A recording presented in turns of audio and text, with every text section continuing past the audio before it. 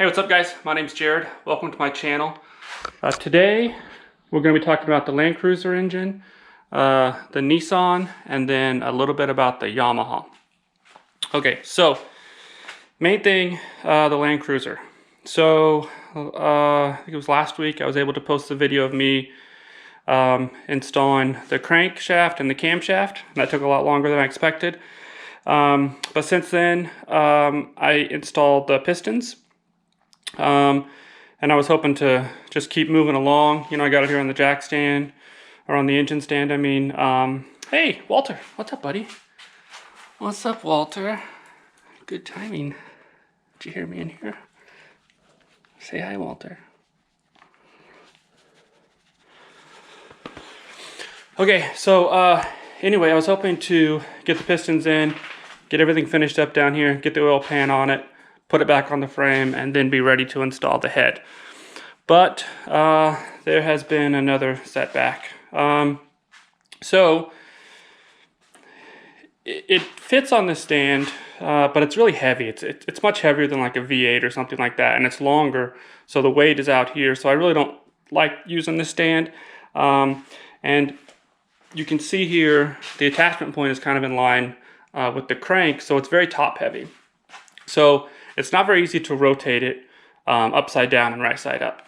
So as I put the pistons in, I didn't flip it over every time to tighten these rod bearings. I put the pistons in from the top, and then I reached in from the bottom, and I installed the rod bearing caps, and I snugged them down and torqued them. And I went one by one, and I rotated it after each one to make sure they were free.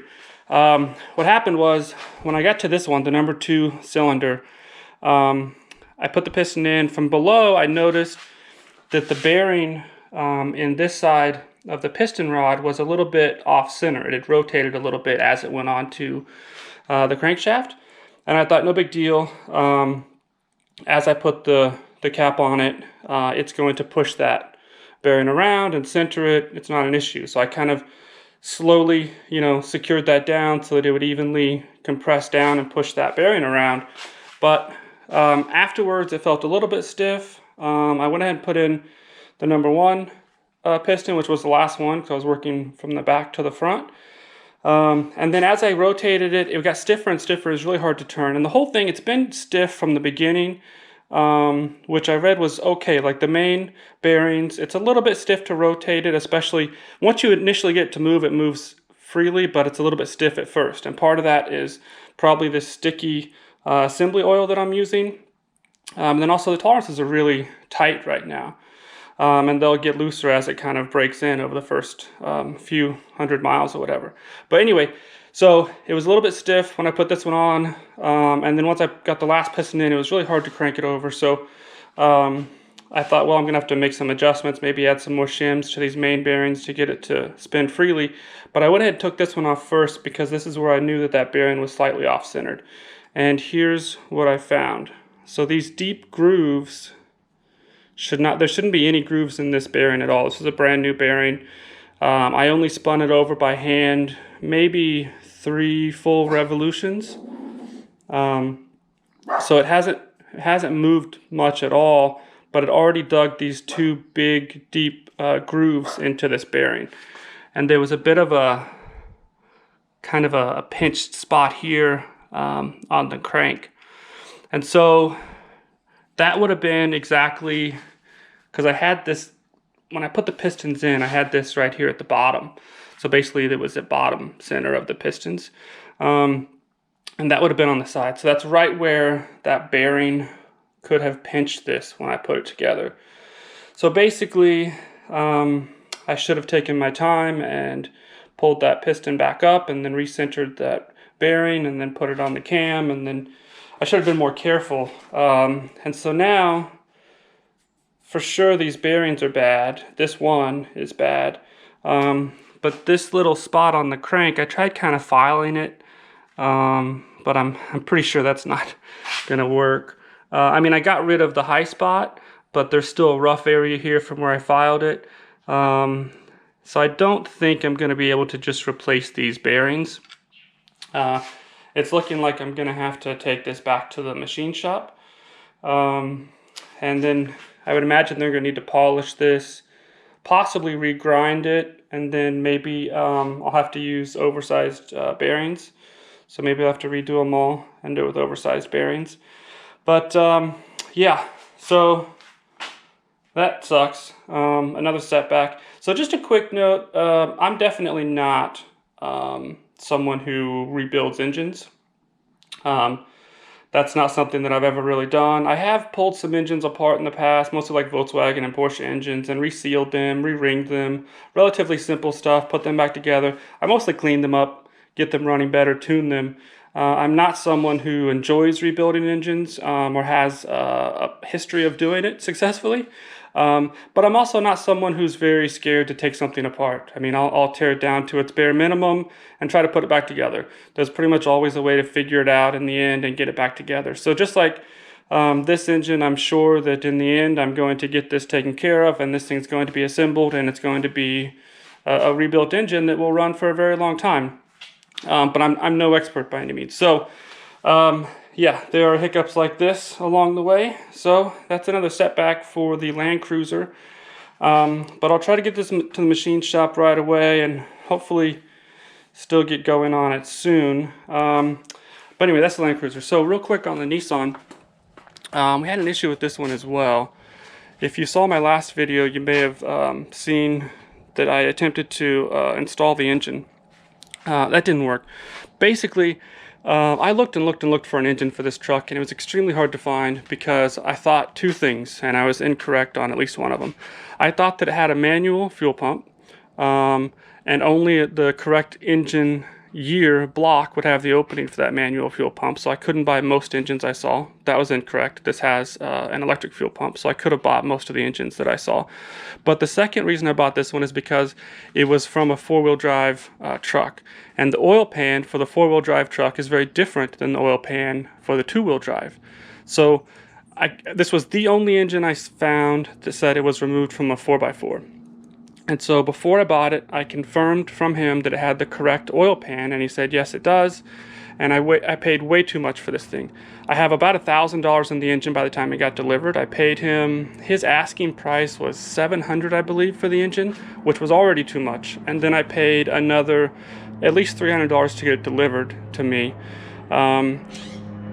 So I knew from the start I was going to have too much in it, but I thought I was getting a recently rebuilt engine that I could pretty much just install. So I thought, yeah, I'm paying too much, but at least it'll be a quick fix. Well, that wasn't the case. I had to tear it all apart anyway, so it wasn't a quick fix. And then the worst part is that the oil pan is definitely not correct. And keep in mind, this truck did not come with an engine, so I don't know what the original engine looked like. I don't have an original oil pan to compare it to. I really couldn't find any photos online. I did know that it was almost impossible to find that oil pan online.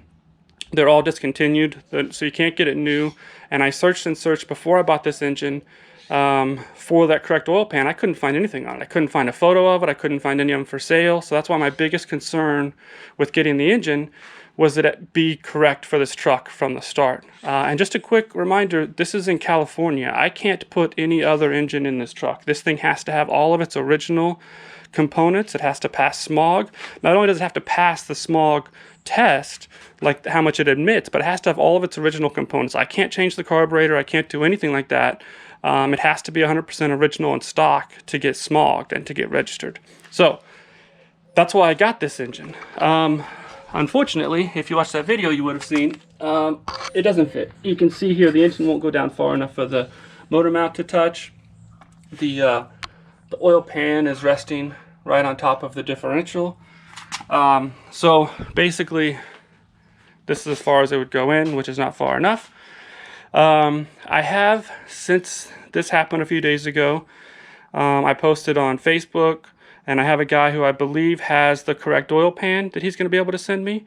My other concern with that is that the oil pickup tube inside the pan is going to also be different because the shape of the pan is different. So he's checking to see if he has that as well. But so hopefully I'm going to actually be able to track down the correct parts to make this engine fit in here. If that doesn't work, and what I was planning on doing right away until this guy responded saying he has oil pan, is I'm going to pull the front diff out. Now I'm going to hold off on that now and see if I get the correct oil pan, and then I can just put this in and keep the diff in place. But if I don't get that, I'm going to rip that diff out, get the engine in it, get it running and moving, and then once I get the correct oil pan and possibly oil pickup tube, then I'll put the differential back in. I've always known that I need to replace the front axles because the boots are in really bad shape, and I'm assuming they've already done damage to all the inside components, and it's not worth really, to me, trying to repack and grease and replace those boots. I'm just going to replace the front axles. So I already planned on doing that anyway. So taking the diff out isn't that big of a deal. I could pull that drive shaft, pull the diff out, pull those axles out. And at least it would be able to be moved around in the engine. I could start getting it running and get everything back together. But so basically, that's where I'm at on the Nissan. One of two things is going to happen. I'm either going to get that oil pan in the next week or so, and it's going to be the correct one, or I'm going to pull that differential out and finish putting the engine in. So that's that. Onto the Yamaha. Basically, I'm just working on cleaning all the parts for the bike. I've got most of the stuff that I ordered as far as like the engine gaskets. Actually, I'm still waiting on all the little rubber bits, but I got the engine gaskets. I got the new cables. I still have to order tires and tubes and stuff. But basically, what I'm doing right now on the Yamaha is I'm just cleaning everything. So like, for instance, this piece that holds the rear tail light and the license plate, this has already been cleaned. I soaked this in Evapor Rust, and there's a good chance this is as clean as it's going to be, and that most of the parts are still going to be very similar to the way they looked before as far as showing their age. There'll just be less dirt and grime and a little bit less rust, but for the most part it's still going to look really old. But so basically it's going to be maybe another, I don't know, we'll see. It could be a few weeks before I do another video on the Yamaha.